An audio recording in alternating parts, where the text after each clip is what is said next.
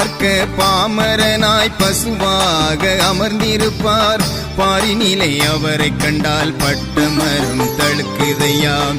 பார்க்க பாமரனாய் பசுவாக அமர்ந்திருப்பார். பாரினிலை அவரை கண்டால் பட்டமரம் தழுக்குதையாம். கலியுக மக்களுக்கு கடவுளாக வந்த குரு, காணாத மக்களையும் கண்டெடுக்கும் சர்க்குரு.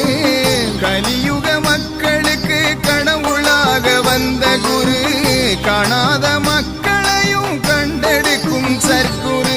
திருவிளக்கை ஏத்துங்கம்மா நம்ம பூஜை அறையிலே, சாபங்களும் பாவங்களும் பறந்தோடி போக